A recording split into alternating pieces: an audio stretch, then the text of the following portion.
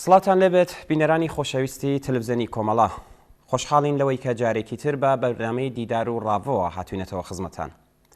بەڕێزان ئەم بەرنامەیە هەروەک ئاگادارن هەر جارێ و ئاوڕێک دەداتەوە لەلایەن و لایەنە جۆراوجۆرەکانی هونەرمەند، ئەدیب، شاعیر و نووسەر، چوەک دیدار، چوەک بابەت. لە بەرنامەی هەفتەیەماندا بە بۆنەی نزیکبوونەوە لە یەکی ئایار ڕۆژی جیهانی کرێکاران سەرەتا کورتەیەک پێشکەشتان دەکرێت لە ژێرناوی پێشینەی یەکی ئایار وا لە کۆتاییشدا شعرێک لە ڕێبوار بە ناوی 100 ساڵ 100 ئایار دەخوێنینەوە بۆتان.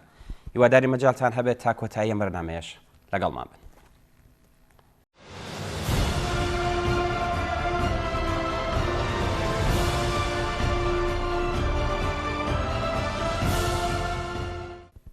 پێشینەی یەکی ئایار خۆپیشاندانی شیکاگۆ 100 ساڵ لەمە پێش ڕۆژی یەکی ئایاری 1886 دەنگی ناڕزایی چینی کرێکار دژی چەوسانەوە شەقامەکانی شیکاگۆی لەرزاند. هاواری بەسێتی برسێتی بەسێتی کۆیلەتی بەرز بووە. ئەم جیهانە کردەی ئێمەیە، بەڵام بە ناڕەوا ئێمەی لێ ببەشین. ئیتر من نادەین بە نەحەساوایی و بەشمەینەتی. کاری ڕۆژانە زیاتر لە 8 سەعات خەدەغەیە. ئەمە بڕیاری یەکی ئایار بوو بۆ کرێکارانی شاری شیکاگۆی ئامریکا بە دەنگی دلێر کە ڕایەنگەیاند، بڕیارێک کە ڕووی لە نەمانی چەوسانەوە بوو. دەوڵەت و پۆلیسی سەرمایهداری پیلانیان گێڕاوە بۆمبیان خسە نێو خۆپیشاندەرانەوە و کردیانە بیانوو بۆ ئەوەی هێرش بەرنە سەر کرێکاران. لا بێدادگایی سەرمایهداراندا یەکێک لە ڕابەری بزوتنەوەکە بە ناوی ئەشپیتس بەم جۆرە دیفاع دەکات. پێتان وایە ئەگەر پێش بە خۆپیشاندانی کرێکاران بگرن، ئەگەر ماف و داخوازیەکانیان نەدەن، ئەگەر ڕێبەرانیان بکوژن، ئەگەر ئێمە لە سێدارە بدەن، ئایا دەتوانن بزوتنەوەی کرێکاری کە بکەنەوە؟ ئەو بزوتنەوە کرێکاریە کە نەک هەرچینی خۆمان بەڵکو ملیۆن خەڵکی زەحمەتکێش و نەدار و مەینەتپار و زۆر لێکرا و ڕزگاری خۆیانی تێدا دەبینن، پێتان وایە بۆتان خامۆش دەبێت؟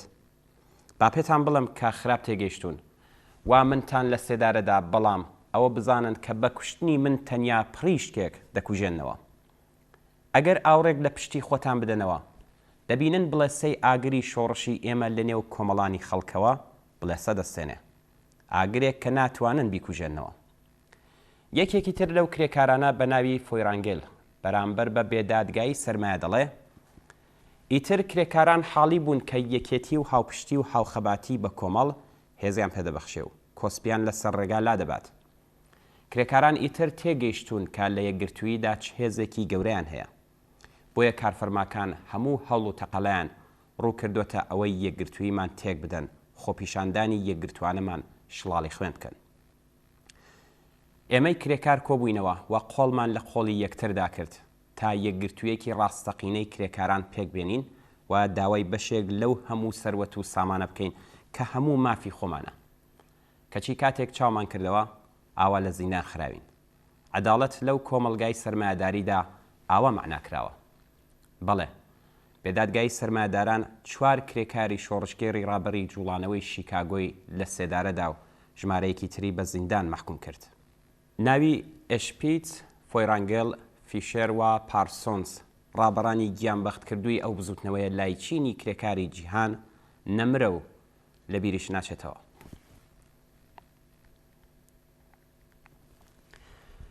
بینەرانی عەزیز، با لێرەدا باس لە کۆنگرەی ئەنتەرناسیۆناڵی دوو ڕۆژی یەکی ئایاری کە هەڵبژار بکەین.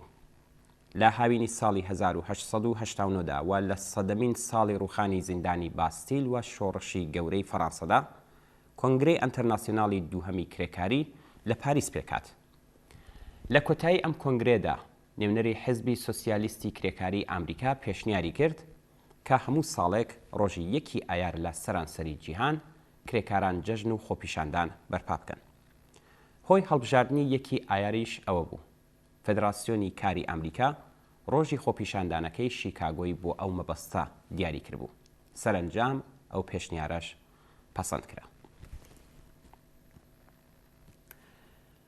بابزانین یەکەمین جێژنی یەکی ئایار لە سەرانسەری جیهاندا چۆن گیرا.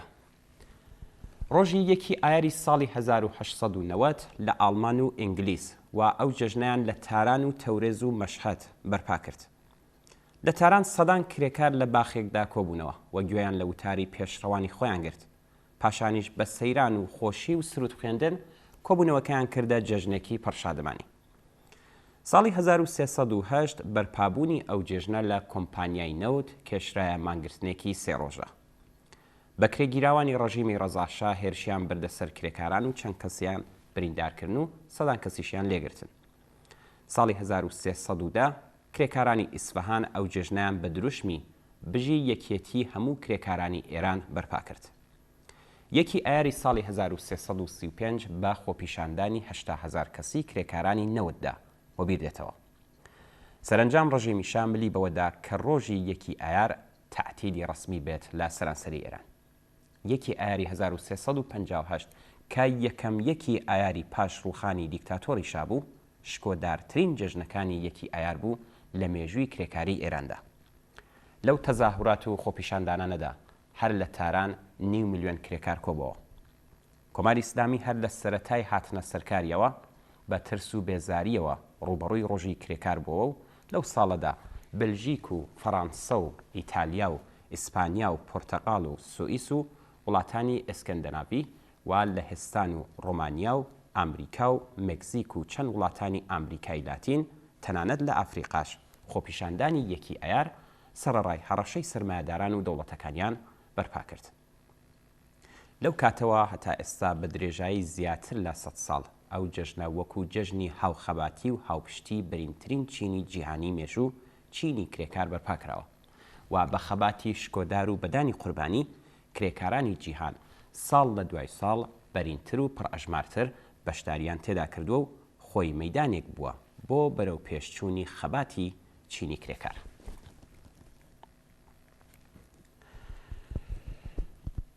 با لێرەدا بزانین لە ئێران ئەو جەژنە چۆن بەرپا کراوە.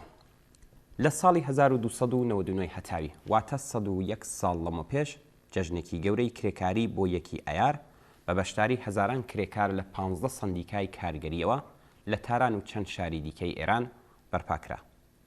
ساڵی 1370 هەتاوی سەرەڕای تیرۆر و خەفەقانی حکوومەتی ڕەزاشا و سەرەڕای قەدەغەکردنی جەژنی یەکی ئایار کرێکاران بە نەهێنیەکانی سەرەتادا بەو بەهانەیە کە هەموو ڕۆژێک ڕۆژی کرێکارە یان بە گەورەکردنەوەی مەرگی ئایەتوڵایەک کە لەو ڕۆژەدا تێرۆر کراوە دەیویست ناونیشانی ئەو ڕۆژە ون بکات.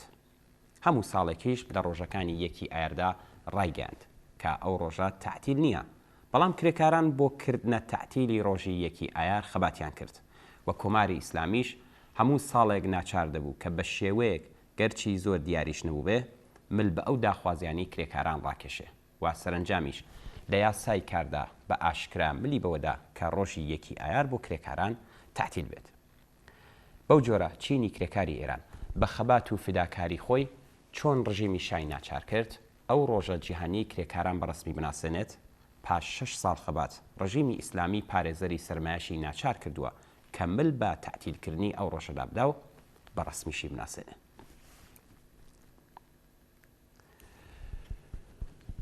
با بزانین یەکی ئایار لە کوردستان چۆن بەرپا بووە. لە کوردستانی شۆڕژگێڕ و لە نێو کرێکارانی کوردستانیشدا جەژنی یەکی ئایار ناسراوە و هەر سەرەتای ئەم شۆڕشەوەش بەرپا کراوە.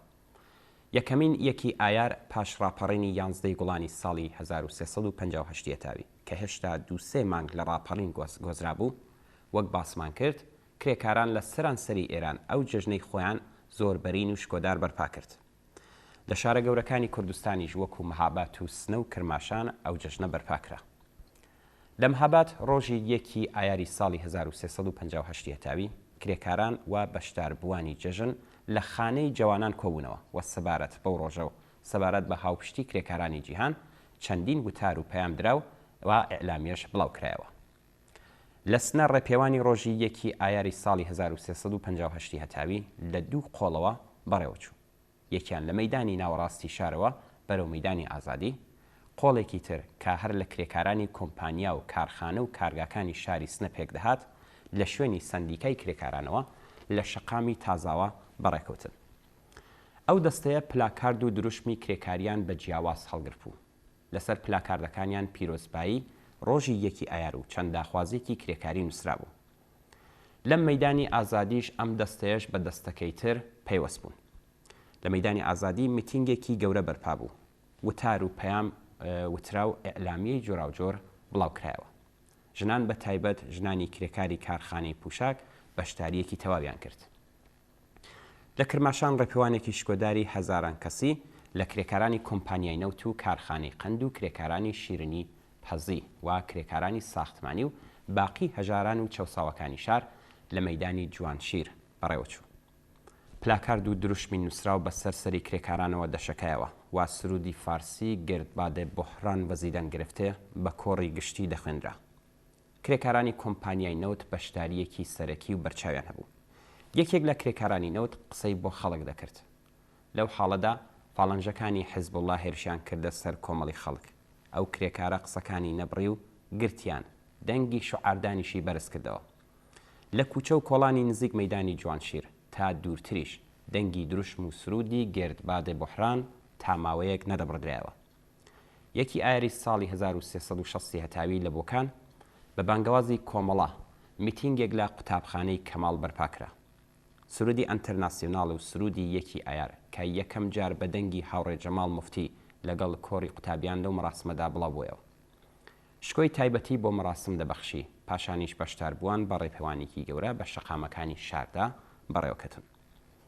لە ساڵەکانی دواتردا لە دێهاتەکانی کوردستانیش بە مەراسمی جەماوەری و بە ئاگرکردنەوە لەسەر شاخەکان لە شەوی پێش یەکی ئایاردا لەو ڕۆژە جیهانیەی کرێکاران گیراوە. پاش داگیرکرانەوەی شارەکان سەرەڕای سەرکوت و خەفەقان جەژنی یەکی ئایار هەردەگیرا. بەهاری ساڵی 1368 تاوی لە مەهاباد ڕۆژی یەکی ئایار ئێعلامی و تراکتی کۆمەڵە سەبارەت بۆ ڕۆژە بڵاوکرایەوە. ڕۆژی دوایی کرێکارانی نانەوەخانەکان بۆ ماوەیە کاریان تعتیل کرد و شیرنیان بڵاو کردەوە. هەر لەو ساڵەدا لە سنە و کامیارانیش ڕۆژی یەکی ئایار بزوتنەوەی پێکەنا. چاوێک لەو بزوتنەوانە دەکەین کە ساڵی 64 لە شاری سنە ڕوویاندا. ئەو ساڵا کرێکاران و زەحمەتکێشانی شاری سنە لە شوێنی کاریان یاخود لە گەڕەکەکان یان لە کۆڕ و کۆمەڵی بنەماڵەییدا بە شێوەی جۆراوجۆر ئەو جەژنیان بەرپا کرد. هەر لە چەند ڕۆژ پێشترەوە دروشمی کۆمونیستی بڵاو دەبەوە و لەسەر دیوارەکانی شار دروشم دەنووسرا. ڕۆژی دەی گوڵانی 1364 هەتاوی خەڵک لە شەقام و شوێنە گشتیەکان کە یەک بە یەک دەگەیشتن دەیانکوت سبەینە یەکی ئایارە دەبێت کار نەکرێت و تعتیل بکرێت. بەکرێ گیراوان زۆریان هەوڵدا نەهێڵن کار تعتیل بێت، بەڵام بەشێکی زۆر لە کارەکان تعتیل کران. گەلێک کارگە و دوکانی بچووک لە شەقام و گەڕەکەکانی سەرانسەری شار داخرابوون. لەسەر کێوی ئاویەر کە کەوتۆتە باشووری خۆراوای شارەوە ئاگر کرابەوە. خەڵکی شار ئەو ئاگران بە یەکتر نیشان دەدا و دەیانکوت بە بۆنەی ڕۆژی کرێکاریەوە ئەو ئاگرە کراوەتەوە. کرێکاران و کۆمەڵانی خەڵک لەو ڕۆژەدا سەردانی هاوسێ و جیرانیان دەکرد و لە کۆڕ و کۆمەڵی خانەوادەی خۆیاندا قسە و باسییان لە خەباتی کرێکاران دەکرد. ئەوانی باسمان کرد هێندێک لە بزوتنەوەکانی یەکی ئایار لە کوردستان بوون.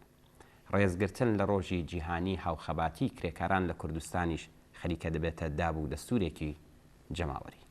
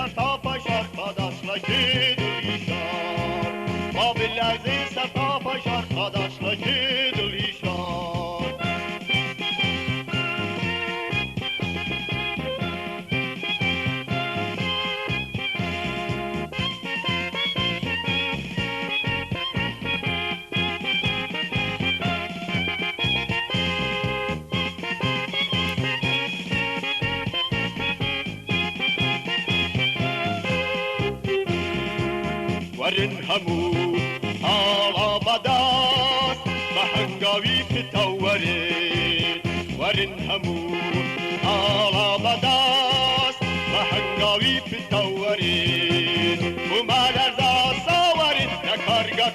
دەرکەوت دەتوچە کوش وە دەسوەرێت ئۆڵەی سۆر بە بدرۆشێ سووری گەشێت ئۆڵەی سۆر بە بدرۆشێ سووری گەشێت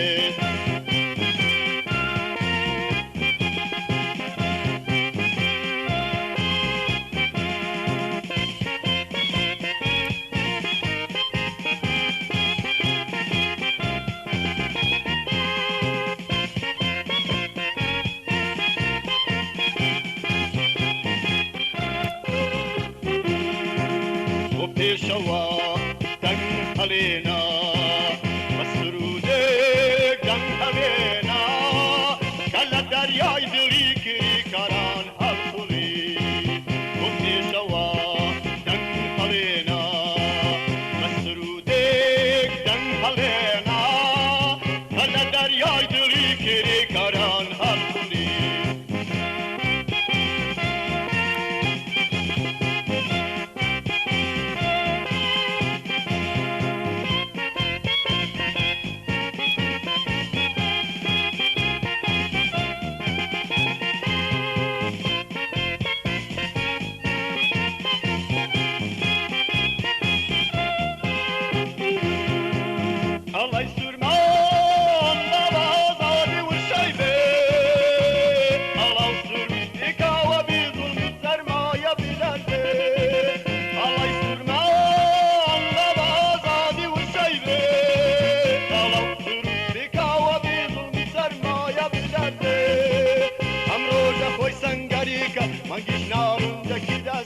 وەرەتاویش تۆ پزێکە هەوایە دەی ئەم ڕۆژە خۆی سەنگەرێکە مەنگیش ناڕم یەکی دەستی وەرەتاویش تۆ پزێکە هەوایە دەی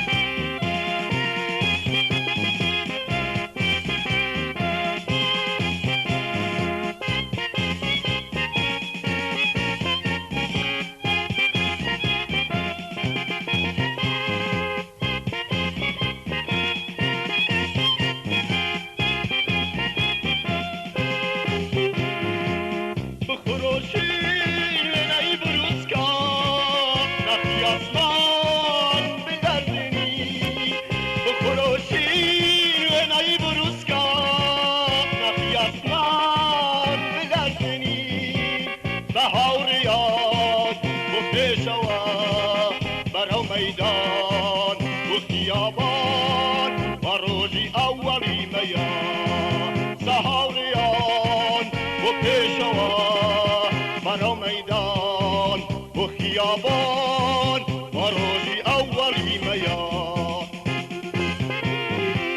و پێشەوە و خیابان و ڕۆژی ئەوەڵی مەیە و پێشەوە و خیابان ئەوەڵی مەیە بەرەو مەیدانی پڕخۆرۆش و پێشەوە بەرەو مەیدانی پڕخۆرۆش و پێشەوە با بلەرزی سەرتاپە شار قەدەشڵەکی دڵی شار با بلەرزی سەرتاپە شار قەدەشڵەکی دڵی شار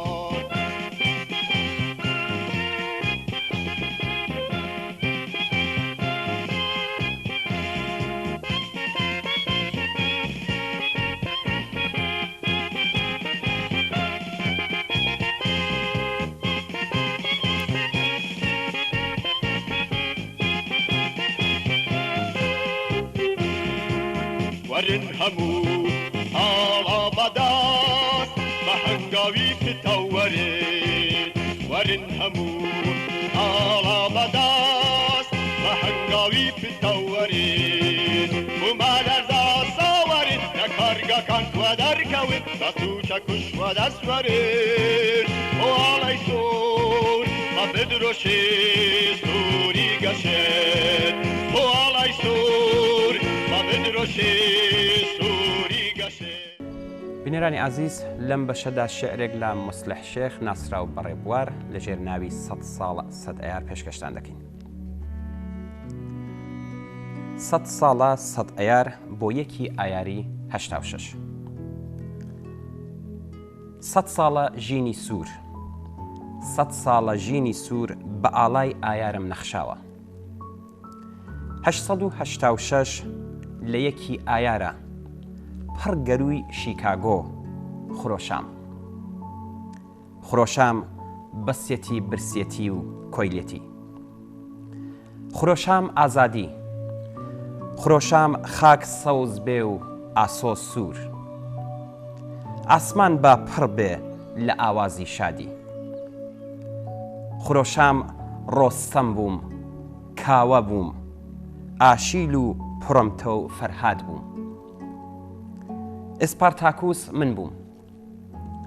ڕۆستەمم، ڕۆستەمێک وەک ئەسفەندیار، پۆڵا پۆش بە پۆڵای یەکێتی ئایار. ئاشێلم، ئاشێلێک پاژنەشم پۆڵا کە پاژنە بۆشکەکەی تەفرەقەم دانا. کاوەم من، کاوەیەک ئاڵا هەڵگرتوو، نەک هەر تۆڵەی ڕۆڵە، تۆڵەی گشت کردوو.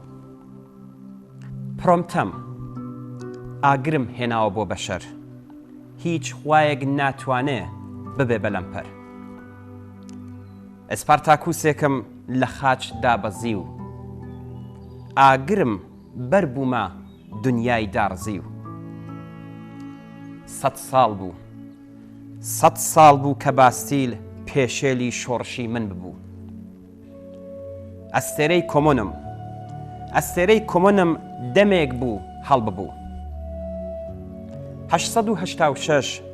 886 یەکی مانگی ئایار بێترز لە کوشتار، بێ خوڕپە لە ئێعدام. خرۆشام ئازادی. لە نووری کازیوەی ئایاردا، لە نووری کازیوەی ئایاردا لە زەردەی بەیانی ژێردارە. خرۆشام یەکێتیم. ئازادیم بۆ هەژار، ئازادیم بۆ هەژار ئابلۆقەی ئاگرم. بروسکەم بۆ ستەم بۆ ئایار. لە زەردەی کازیوەی ژێردارە، لە زەردەی کازیوەی ژێردارە 4 کەس بوون، 4 چاوی خۆرەتاو با قەت لەبیر نەچنەوە. ئەشپیت، فۆیڕانگێل، فیشەر و پارسۆنس. 4 کەس بوون، 4 کەس بوون، 4 ئاڵا، 4 سروت، 4 دەنگی بانگەواز. بانگەواز بە هەنگاوی بڵند، بانگەواز بە هەنگاوی بڵند سنووری دەهاڕی. ئۆقیانوس شاخی بەرز نەبوونە دیواری بانگ هێشتی ڕزگاری. پریشکی شیکاگۆ بوو بە گڕ، گڕێکی دنیاگەر. 100 ئایار ژینی سەوز بە ئاڵای ئایارم نەخشاوە.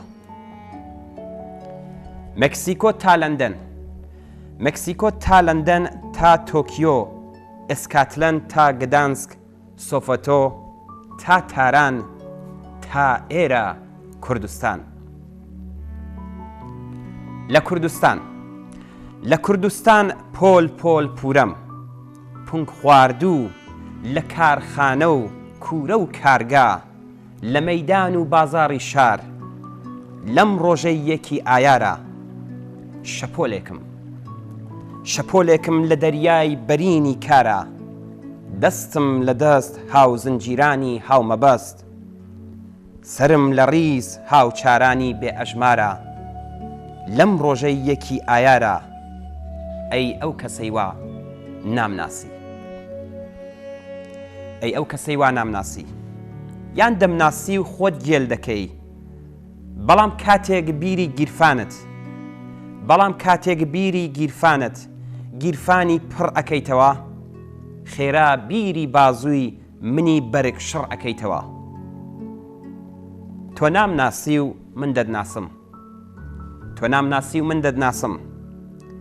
لە قرچەی گەرمای هاوینە، لە قرچەی گەرمای هاوینە باری قورسی سەرشانم تۆی.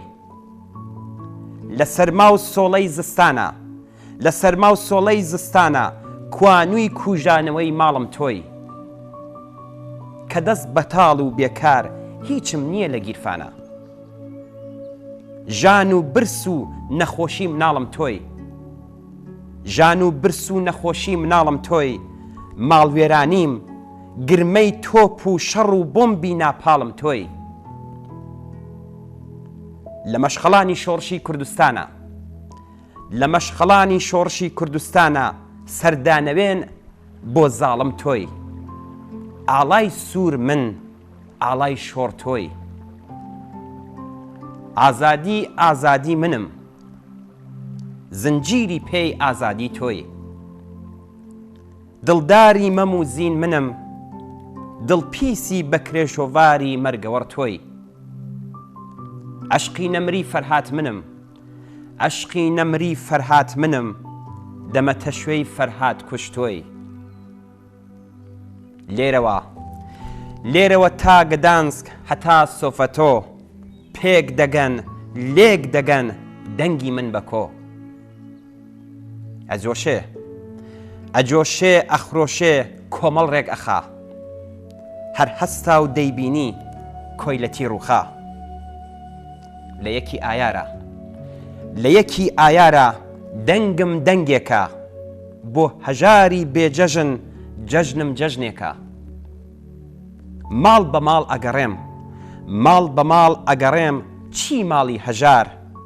پیرۆز بێت پیرۆز بێت یەکێتی جێژنەکەی ئایار.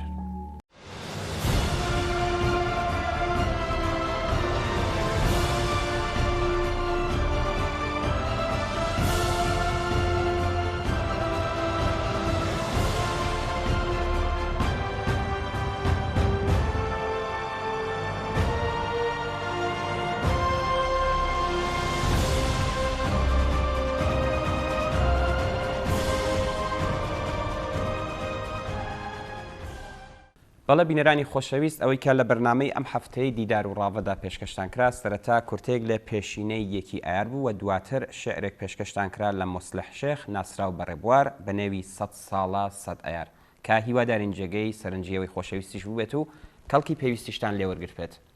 تا بەرنامەیەکی تر و هەفتەیەکی تر هەر شاد و بەختەوەر بن.